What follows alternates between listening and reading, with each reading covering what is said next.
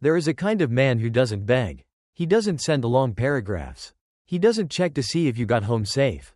He doesn't lose himself in the name of connection. And for that, the world calls him cold. But Spinoza would call him something else, free. Now look at yourself. Be honest. How many times have you loved someone more than your dignity allowed? How often have you overridden your instincts? Silenced your judgment, just to keep a woman interested? How many times did you respond when she ignored you? Stayed when she pulled away? Wept like a boy when you should have walked like a man? You called it love, but it wasn't love. It was emotional slavery, dressed in perfume and illusion. Spinoza saw you before you were even born. He saw the man broken by his own passions. He wrote, "An emotion which is a passion ceases to be a passion as soon as we form a clear and distinct idea of it." In other words, the moment you understand your feelings, they lose their power over you.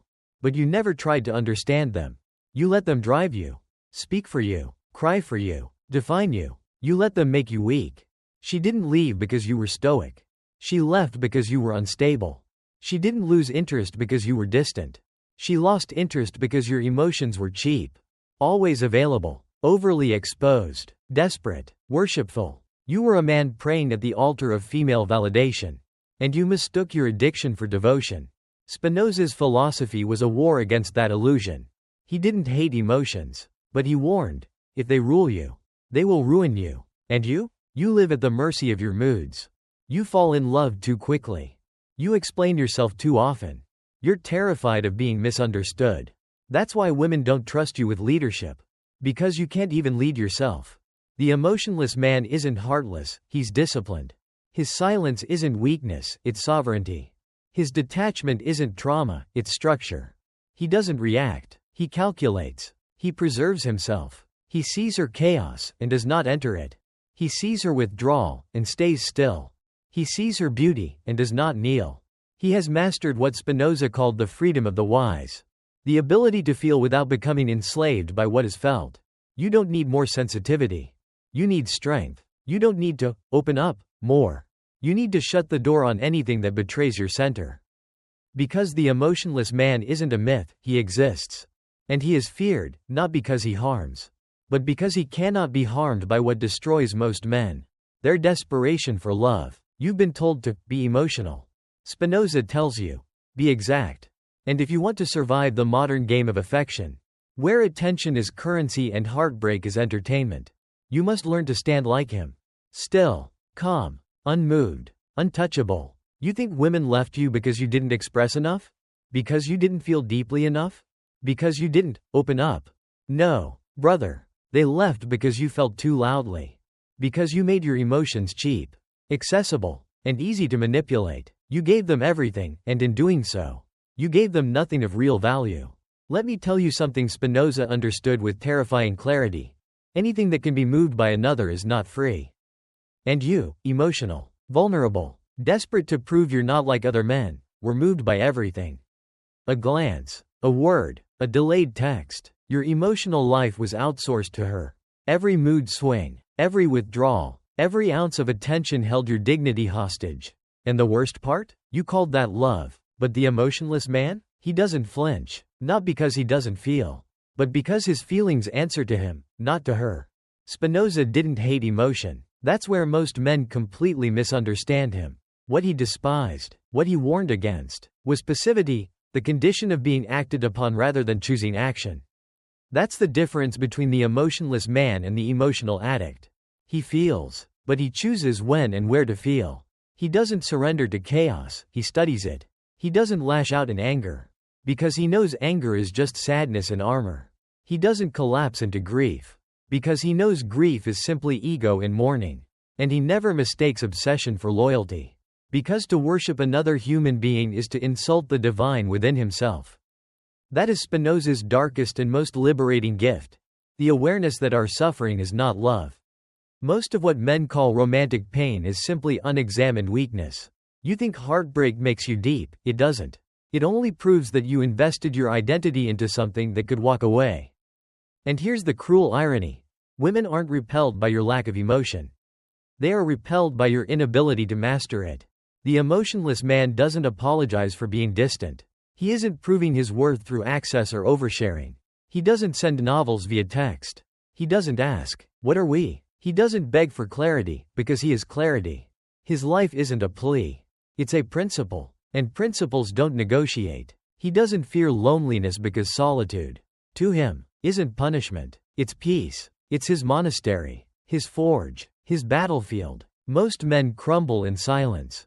He builds in it. Most men chase validation. He protects his energy like sacred fire. Most men wait to be chosen. He chooses himself, every time. You were trained to believe that if you aren't emotionally available, you're broken. But what's truly broken is a man without boundaries. A man who teaches women that love means surrender. A man whose compass is the temperature of another's affection. And what's strong, what's terrifying to the world, is a man who cannot be moved unless he chooses to move.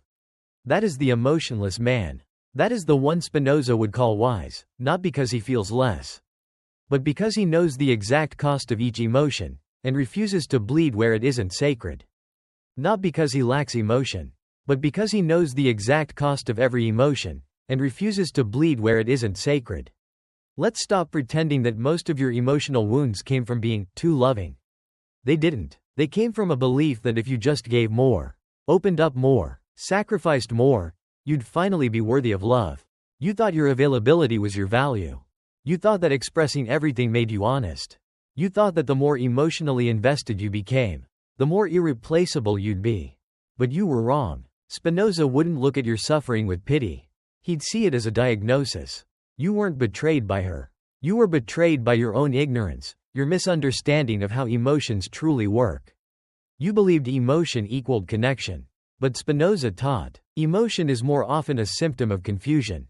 Until you are internally clear, stable, and ordered, you are not in love. You are in bondage. Do you understand what that means? It means every time you opened your soul to someone who hadn't earned it. Every time you handed your vulnerability over out of fear of losing her. Every time you loved without standards or structure. You weren't being brave. You were being conquered. Spinoza saw emotion not as a gift, but as a force. One that, when misunderstood, turns strong men into silent servants. The emotionless man is not free because he feels nothing. He is free because he understands everything.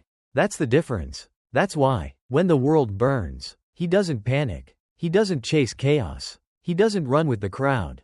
He observes. He decides. He acts, not in reaction, but in alignment with principle. The emotionless man has killed the need, that unspoken, aching void most men carry. The need to be wanted, to be chosen, to be affirmed by her glance. That hunger that makes you answer too fast, accept too little, mistake sex for intimacy. He burned that out of himself.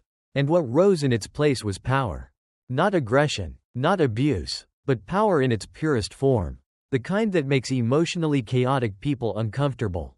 Women test him, and he does not move. They pull away, and he doesn't chase. They explode, and he remains still.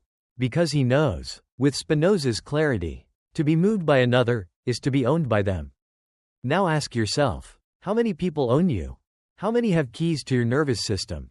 How many can, with a glance, a pause, or a sigh, ruin your entire day? And you still think that's strength? But the real test of strength is this: who owns your peace? Spinoza's dark revelation isn't just that emotions can destroy you. It's that most men secretly want to be destroyed, just so they can feel something intense enough to distract them from how empty they are inside. That's why you tolerate disrespect. That's why you stay when every part of you knows you should go. That's why you wait for her to choose you, instead of walking away with your dignity intact. You think pain equals depth. But to Spinoza, real depth is the man who feels everything and still chooses stillness. That, my friend, is what it means to be untouchable.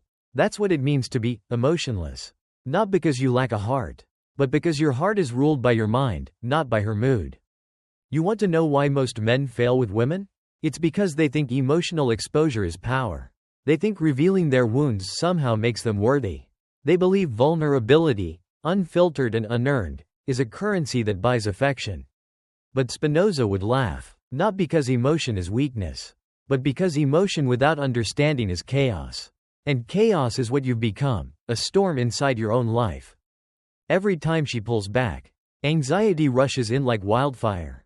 Every time she criticizes you, you abandon your standards just to win her back. Every time she makes you feel small, you try to prove your worth with more access, more affection, more performance. But that's not love, that's addiction. And addicts don't love, they depend. Spinoza once wrote, "An emotion which is a passion is a confused idea."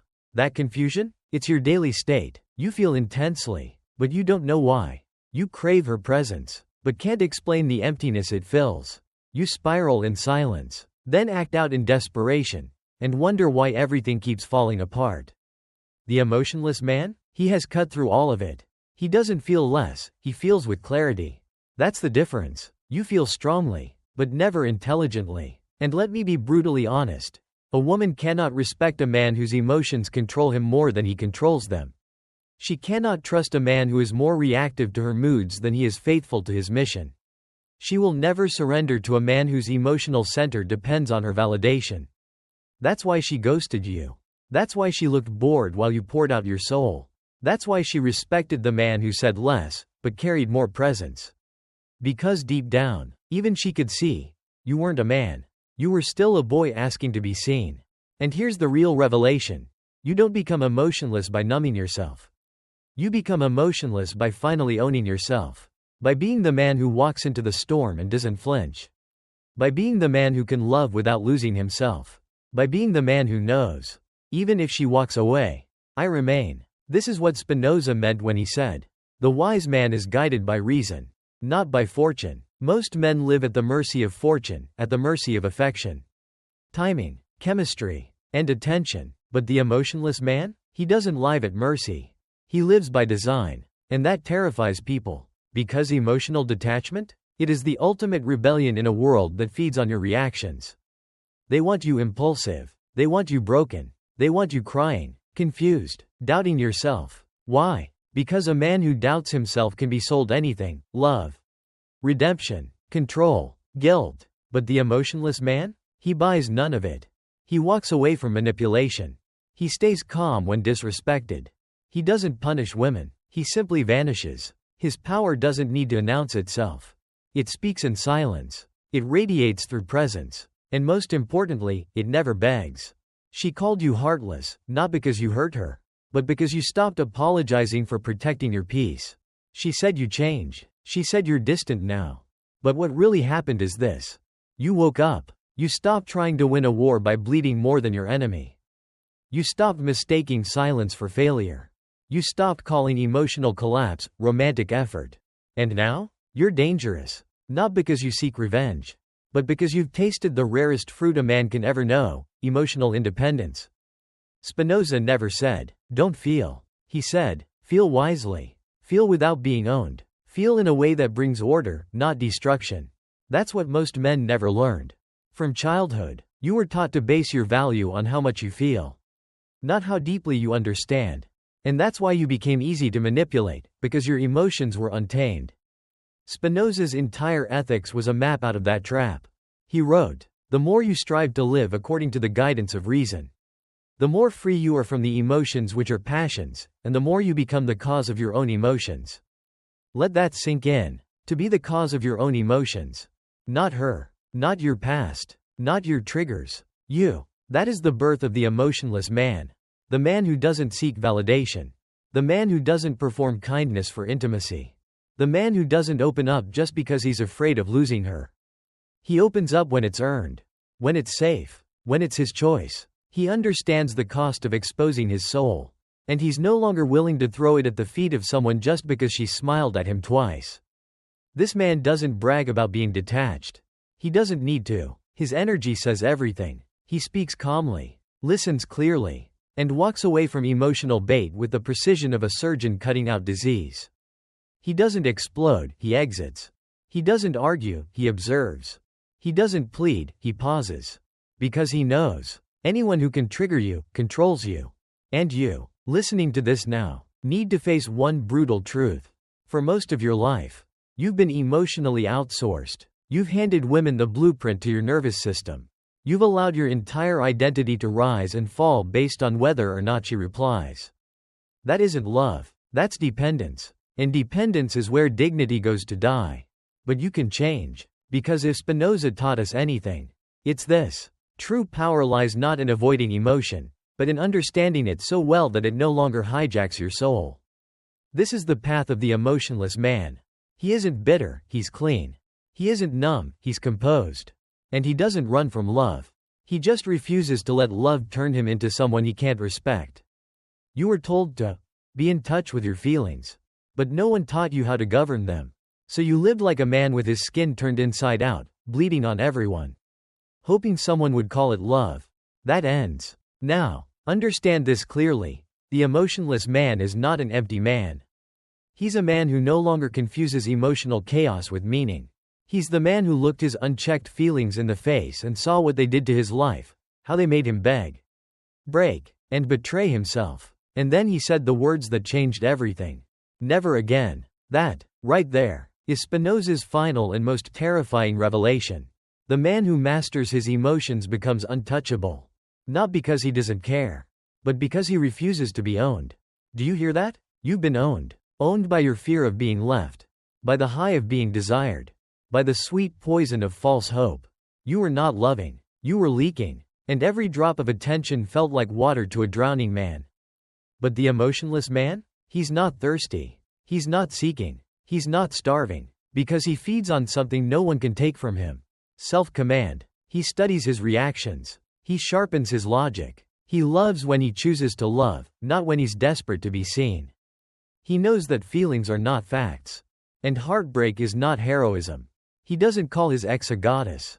He doesn't immortalize pain. He moves with clarity. He embodies what Spinoza described as the intellectual love of God, not in the religious sense, but in the sense that peace comes not from others, but from within, from insight, from reason, from the inner structure of a man who's walked through fire and refused to burn. And you, yes, you, can become that man. You can stop reacting to every silence. Stop fearing her coldness. Stop chasing meaning in people never qualified to define you. You were not born to be emotionally unstable, reactive, soft, or small. You were born to stand, to see through the illusion, to reclaim your sovereignty. The emotionless man isn't a myth. He's a man who finally understood this brutal truth. If I don't own my emotions, someone else will. And he made a decision. Now you must, too. Will you keep explaining yourself to people who don't understand your soul? Keep outsourcing your peace to women who can't even manage their own. Keep mistaking emotional exposure for strength while your dignity quietly decays in the corner? Or, will you rise? Not loudly, not dramatically, but internally, with the quiet, terrifying calm of a man who no longer needs anything, because he understands everything. This is your moment, not to feel more, but to feel better, to cut off the noise, to stand in silence, to become the man Spinoza whispered about in every cold, rational line, the man who feels, and remains untouched. If this woke something inside you, like the video, share it with another man who needs to hear this truth. Subscribe to the channel.